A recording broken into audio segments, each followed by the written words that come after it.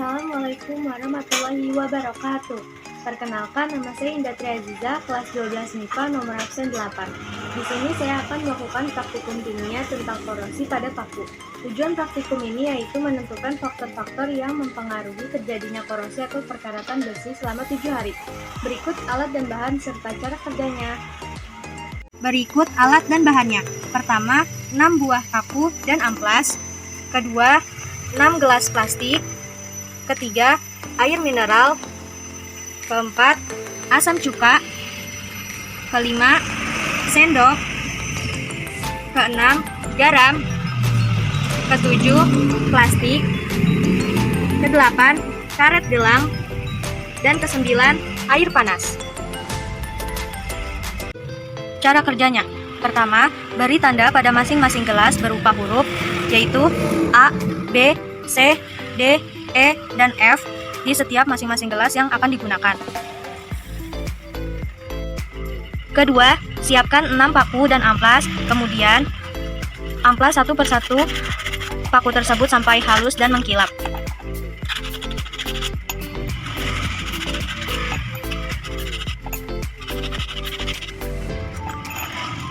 Yang ketiga, selanjutnya masukkan air mineral ke gelas A. Kemudian masukkan air panas ke gelas B. Kemudian masukkan 2 sendok makan cuka. Dan tambahkan air mineral sampai air agak penuh.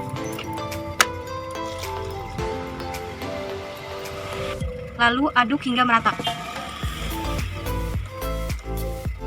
Selanjutnya, masukkan 1 sendok makan garam ke larutan garam dan beri air mineral sampai agak penuh.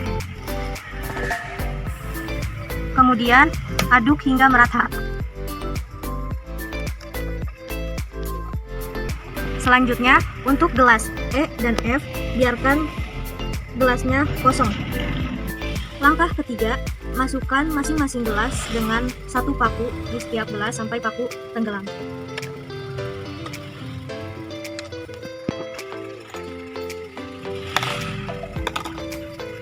Selanjutnya, langkah keempat, tutup gelas F dengan plastik sampai rapat dan ikat dengan karet gelang hingga gelas tertutup rapat. Langkah kelima, amati dan catat perubahan pada paku selama 1 minggu. Setelah didiamkan selama 1 hari, sudah terdapat perubahan di setiap gelasnya.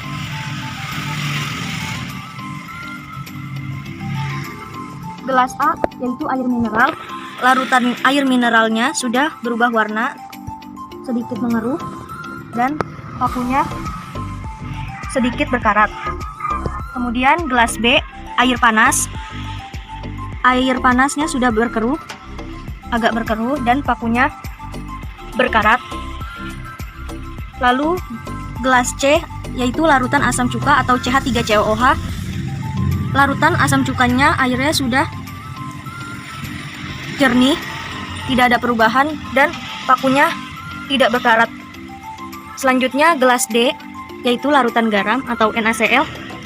Larutan garamnya itu airnya sudah agak keruh dan pada pakunya sudah berkarat. Selanjutnya pada gelas E tidak terdapat perubahan atau tidak berkarat. Selanjutnya gelas F tidak ada perubahan atau tidak berkarat terhadap pakunya, juga tidak berkarat. Setelah didiamkan selama 2 hari, sudah terdapat perubahan kembali di setiap gelasnya. Mulai dari gelas A, yaitu air mineral, airnya semakin keruh dan semakin jelas sangat berkarat pada pakunya, sudah sangat berkarat. Kemudian ada gelas B, yaitu air panas, air juga sudah berkeruh, semakin berkeruh, dan karat pada paku semakin jelas. sangat berkarat. Kemudian di gelas C yaitu larutan asam cuka, airnya masih jernih dan paku sedikit berkarat ya, sudah mulai agak berkarat. Selanjutnya gelas D pada larutan garam atau NaCl, airnya sudah agak keruh dan pakunya sudah berkarat, karatnya sangat jelas dan sangat banyak karat.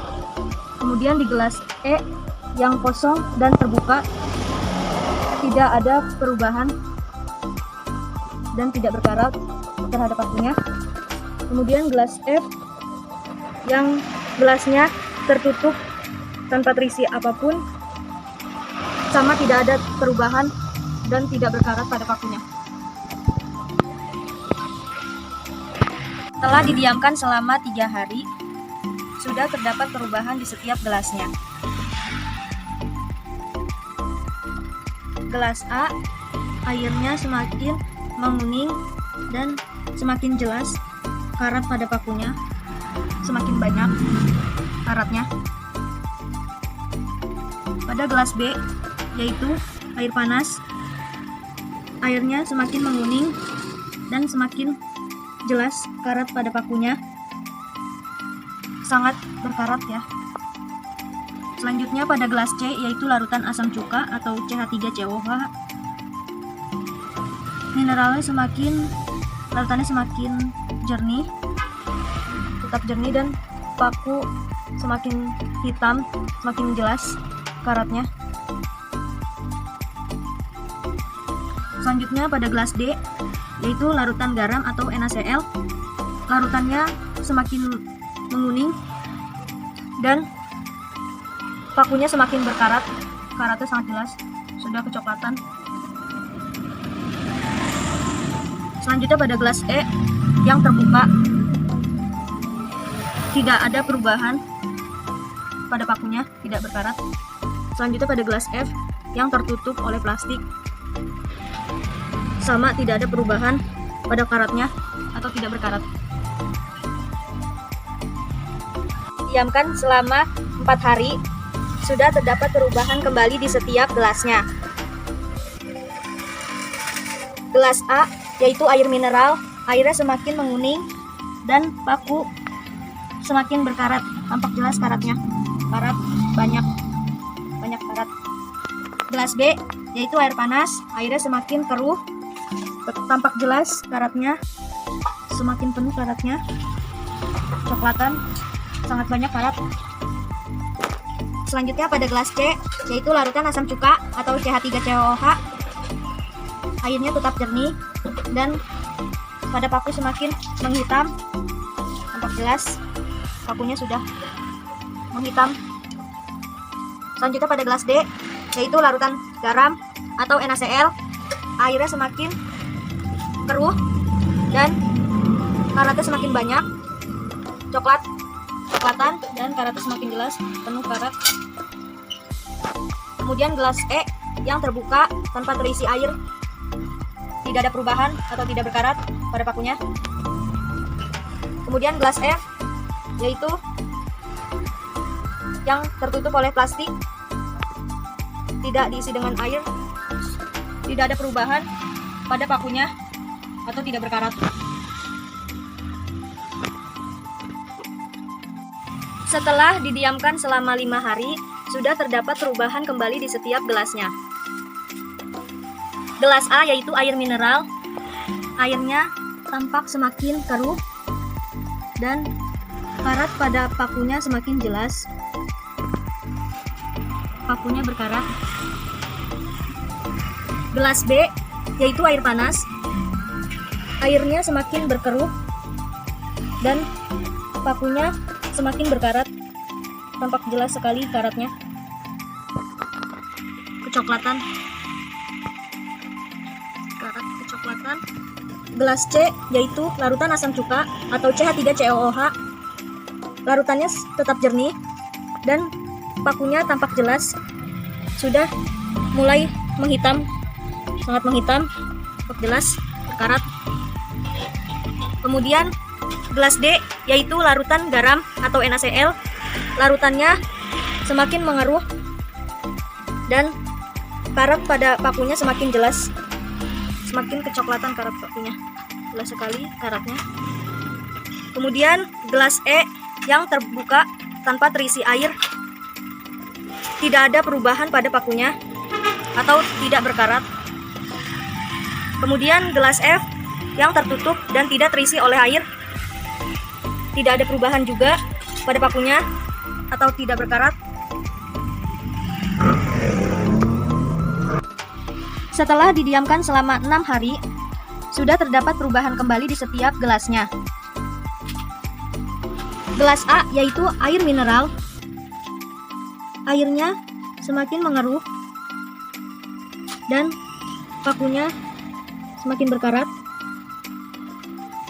Tampak jelas karatnya, coklatan.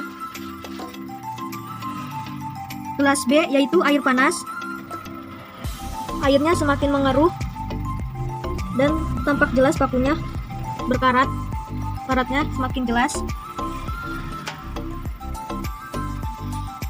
kecoklatan, airnya juga kecoklatan.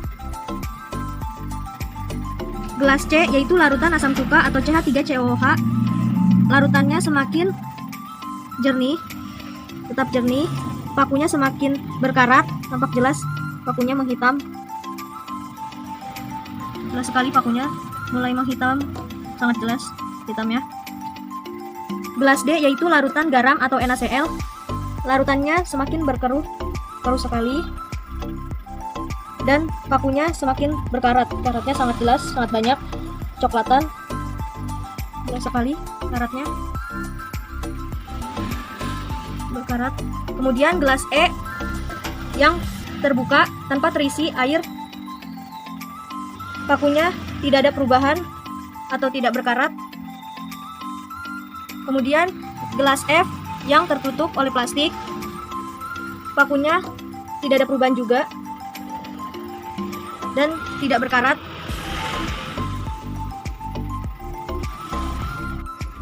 Setelah didiamkan selama 7 hari, sudah terdapat perubahan kembali di setiap gelasnya. Gelas A yaitu air mineral, airnya semakin mengeruh, semakin menguning airnya, tampak jelas sekali airnya menguning, dan pakunya berkarat, karatnya belum semua kecoklatan, tampak jelas ya karatnya. Kemudian gelas B yaitu air panas, airnya semakin mengeruh dan airnya semakin menguning, tampak jelas pakunya berkarat juga, kecoklatan tapi belum semuanya berkarat, keruh sekali airnya, pakunya tidak kelihatan karena pakunya kecoklatan tapi belum semua kecoklatan. Kemudian gelas C yaitu larutan asam cuka atau CH3COOH, larutannya tetap jernih, jernih sekali larutannya, dan pakunya semakin menghitam, sangat hitam, jelas sekali hitamnya, pakunya semakin menghitam. Kemudian gelas D yaitu larutan garam atau NaCl, larutannya semakin menguning, semakin berkeruh, jelas sekali larutannya menguning, dan pakunya sangat jelas, sangat berkarat, kecoklatan, coklat banget, berkarat ya, sangat berkarat, karatnya sangat jelas, menguning, karatnya kecoklatan, hampir semuanya kecoklatan. Kemudian gelas E yaitu yang kosong dan terbuka, tidak ada perubahan atau tidak berkarat pada pakunya. Kemudian gelas F yaitu yang tertutup dengan plastik dan kosong, tidak ada perubahan pada pakunya dan tidak berkarat. Hasil pengamatan korosi pada paku yang telah didata dengan tabel. Pada gelas A yaitu air mineral, di hari pertama tidak ada perubahan. Gelas B yaitu air panas, hari pertama tidak ada perubahan. Gelas C larutan asam cuka atau CH3COOH, tidak ada perubahan. Gelas D larutan garam atau NaCl, tidak ada perubahan. Gelas E kosong dan terbuka, tidak ada perubahan. Gelas F kosong dan tertutup, tidak ada perubahan. Di hari pertama semua perlakuan tidak ada perubahan karena di hari pertama inilah percobaan pertama kali dilakukan, jadi belum ada hasil yang terlihat. Kemudian di hari kedua, gelas A yaitu air mineral sedikit berkarat, gelas B air panas berkarat, gelas C larutan asam cuka CH3COOH belum berkarat atau tidak berkarat, gelas D larutan garam atau NaCl sudah berkarat, gelas E kosong dan terbuka tidak berkarat, gelas F kosong dan tertutup tidak berkarat. Pada hari ketiga, gelas A yaitu air mineral sudah berkarat, gelas B air panas sudah berkarat, Gelas C, larutan asam cuka atau CH3COH, sedikit berkarat. Gelas D, larutan garam atau NaCl, sudah berkarat. Gelas E, yaitu kosong dan terbuka, tidak berkarat. Gelas F, kosong dan tertutup, tidak berkarat. Pada hari keempat, pada gelas A, yaitu air mineral, sudah berkarat. Gelas B, air panas, sudah berkarat. Gelas C, larutan asam cuka atau CH3COH, sudah berkarat. Gelas D, larutan garam atau NaCl, sudah berkarat. Gelas E, kosong dan terbuka, belum berkarat atau tidak berkarat. Gelas F, kosong dan tertutup, tidak berkarat. Pada hari kelima, pada gelas A, yaitu air mineral, sudah berkarat. Gelas B, pada air panas, sudah berkarat. Gelas C, pada larutan asam cuka atau CH3COH, sudah berkarat. Gelas D, yaitu larutan garam atau NaCl, karatnya sangat banyak, sangat berkarat. Gelas E, kosong dan terbuka, tidak berkarat. Gelas F, kosong dan tertutup, tidak berkarat. Selanjutnya, pada hari ke-6, gelas A, yaitu air mineral, sudah berkarat. Gelas B, air panas, sudah berkarat. Gelas C, larutan asam cuka CH3COH, sudah berkarat. Gelas D, larutan garam atau NaCl, sangat berkarat. Gelas E, kosong dan terbuka, tidak berkarat. Gelas F, kosong dan tertutup, tidak berkarat. Dan pada hari terakhir, yaitu hari ke-7, pengamatan, dari gelas A, yaitu air mineral, sudah berkarat. Gelas B, air panas, sudah berkarat. Gelas C, larutan asam cuka atau CH3COH, sudah berkarat. Gelas D, yaitu larutan garam atau NaCl, sangat berkarat. Gelas E, yaitu kosong dan terbuka, belum berkarat sama sekali sampai hari ke-7. Dan gelas F, yang kosong dan tertutup, juga belum berkarat sama sekali. Berikut pertanyaan. Pertanyaan pertama, pada gelas mana paku berkarat? Jawabannya, pada gelas D, yaitu larutan garam atau NaCl. Pertanyaan kedua, pada gelas mana paku belum berkarat? Jawabannya, gelas E, yaitu kosong dan terbuka, dan gelas F, yang kosong dan tertutup. Selanjutnya, pertanyaan ketiga, pada gelas mana paku yang paling cepat berkarat? Jawabannya, gelas D, yaitu larutan garam atau NaCl. Pertanyaan keempat, pada gelas mana paku paling lambat berkarat? Jawabannya, gelas C, yaitu larutan asam cuka atau CH3COH.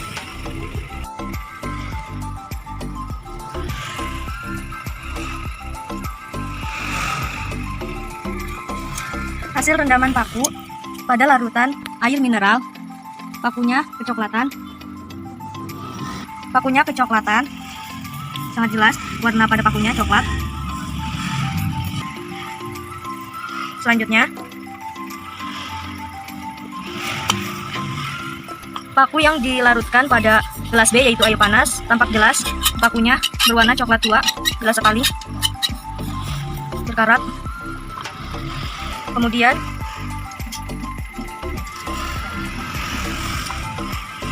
paku pada larutan C, yaitu larutan asam cuka atau CH3COH, pakunya jelas sekali, pakunya berkarat hitam,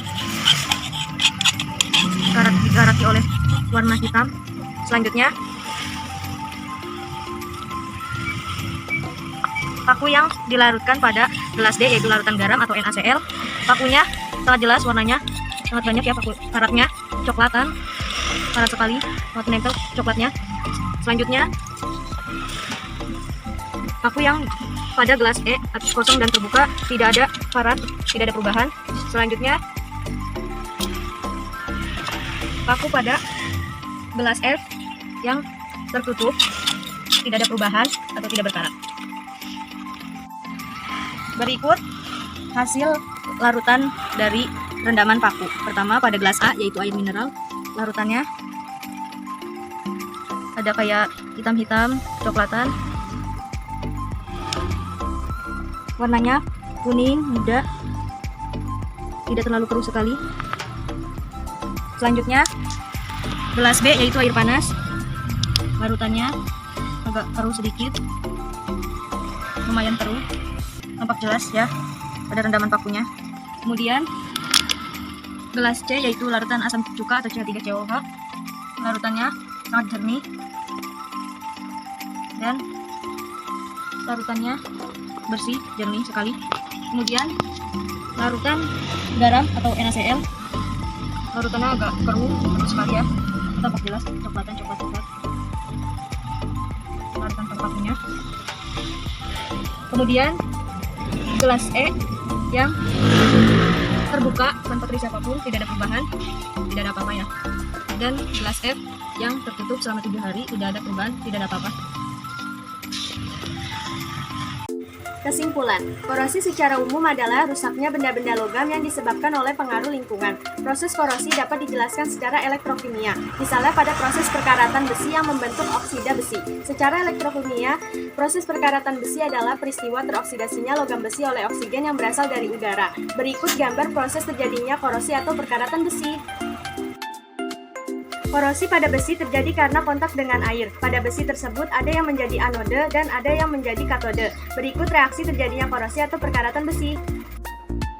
Berdasarkan nilai potensial reaksinya, besi merupakan logam yang mudah mengalami korosi. Logam-logam lain yang mempunyai nilai potensial elektrode lebih besar dari 0,4 volt akan sulit mengalami korosi, sebab dengan potensial tersebut akan menghasilkan E0 reaksi kurang dari 0 atau negatif.